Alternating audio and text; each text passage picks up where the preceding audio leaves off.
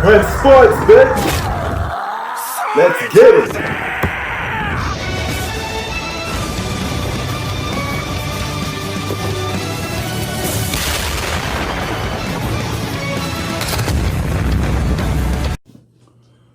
What it do, guys? Prince Sports here. Okay, we just got through seeing James Harden play with Kevin Durant. We're missing a version of Kyrie Irving on there, but if you watch that one game, you could get a good breakdown of what they need to improve on and what they do good at. All right. Now, when I got to watching this game, I noticed a couple of things about the way James Harden and Kevin Durant play together and how they feed off each other, which is pretty good.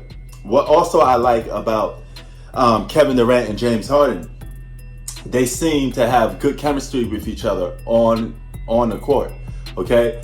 And James Harden works well passing the ball to bigs off pick and rolls, and they cut to the basket and he feeds them for layups. So that's a good play that I noticed too, by the way. But one thing I did spot it, a con that I did spot it, the Brooklyn Nets defensively is they're not that good. This is why they need to make these upgrades. You got guys like Trevor Ariza, Lance Stevenson, all these players that's going to be bought out or free agents so the Brooklyn Nets could pick up to improve their team. But check out this play that I liked and didn't like. Check it out.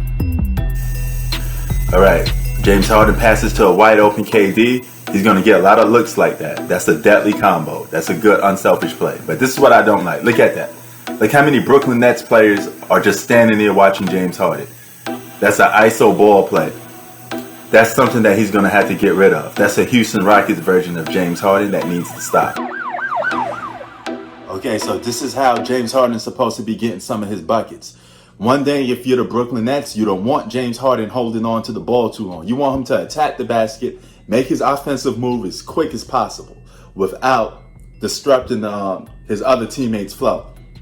Once they start watching him, that becomes a problem. And if it becomes a problem for KD and Kyrie Irving to be sitting around and watching him dribble, that's the problem, okay? If he could fix that, what he seems to be doing right here, they're going to be a real dangerous team because they're getting the chemistry already rolling. And they got all regular season to get the chemistry going. Now check out some more of these plays. Now check this out. Pick and roll. Boom. James Harden feeding the bigs. That shows that he trusts his players. Okay? Early in the first game, he's already feeding and passing off. And he's setting the tone. Now look at this.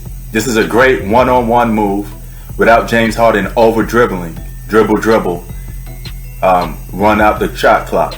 He didn't do it this time. That's how he's supposed to be scoring. And look, here's another way he's supposed to be scoring too. There you go. Attack the basket immediately. Now look at that. James Harden passes the ball to Jeff Green. Jeff Green gets a wide open three. All right, that's something he wasn't willing to do much because he didn't trust his teammates back in Houston. Now, running the fast break is great. You got a bunch of young guys. Joe Harris. These guys want to run the floor. They're young. They're not old. So this is what you need to do. When you got three superstars on your team, they want to run and gun. Similar to the Miami Heat. 2011 Miami Heat. This is what this team reminds me of anyway. And look at that. That's deadly. Now, I like that the most, okay? Okay, I want to cut in between real quick. That play was a play that I like, okay? That's what Kevin Durant does that a lot of superstars in today's league cannot do too much. He can move without the ball, okay? For him to be one of the top 5 best players in the game, and he could move without the ball, and he could score at least 15 to 20 points without even being ball dominant, that's going to help this Brooklyn Nets team a lot because Kyrie Irving and James Harden, they're ball dominant. They got to figure out a way to play amongst each other. But I remember back in 2011 when people say LeBron and Dwayne Wade couldn't play together because all they did was attack the basket a lot, right? They gave very little room to the imagination of adapting and having good chemistry with each other, but they did change, okay? And that's what great superstar players do. They learn how to adapt and they learn how to change. Now, if you ask me, James Harden has to be the runner, run the point a little more and let Kyrie Irving cook and score, okay? And they got to pick moments in their games when they like to doing it, okay? 4 quarters in the game, LeBron and Dwayne Wade said they used to take moments in games where they play good. Like the first half would be Dwayne Wade and Chris Bosh looking for their shot more, and LeBron would be probably getting the third or fourth. I'm just making an example. That's what they need to do. They need to work out a system and a chemistry way, you know, because when you got 3 superstars, sacrifice is the key to winning. Let's check out some more. That play.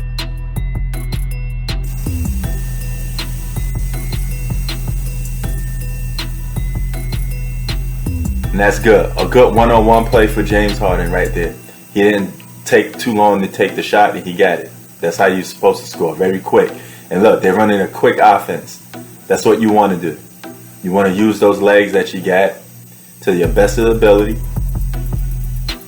and score. Jeff Green is a good asset to this team. They're going to have to get some defensive pieces, though. The fact that they gave up a little too much points to a Orlando Magic team is kind of concerning. They need some defense, and they need some rim protection. Rim protection and a perimeter defender is what the Brooklyn Nets need the most. But you don't need too much of it. They just need one. Okay, now you can see James Harden with a wide outlet pass like that. Look at that. That's a good pass, okay? That's something he won't do in Houston too much. He would have brought the ball up and took the shot himself. And look at James Harden moving without the ball as well. Cutting off from screens and everything. In between picks. That's how you're supposed to do. He's moving his body, moving his legs. There you go. Wide, good play. Nice play. That's a run in the fast break play. Perfect.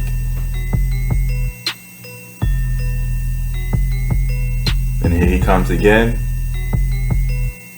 And that's a good play because those guys were giving him that ISO one-on-one play. Sometimes you got to get those ISO one-on-one plays. Go back to what you're good at. But that's a moment when you do it because that's where the team breaks out and lets you do your conclusion. Offense. The Nets have a perfect scoring system. Role players and stars fit together. They're working together great. I give them an 8 out of 10. That's the pros of this team. Great offensive system already. Now their cons. Their bench needs a little upgrading. So I recommend probably Lance Stevenson or Trevor Ariza. Once buyout comes out, he'll be available. And perimeter defense, rim protection. They could get all of this in free agency. They're going to answer this before the trade deadline is over, which is, I think, about a month or 2 months from now. So, other than that, they on the verge. They're on the come up, man. They remind me of the 2011 Miami Heat team, but they have a chance to get corrections right now as we speak. So I'm out. Don't forget to comment, like, subscribe. Prince Sports out. Peace.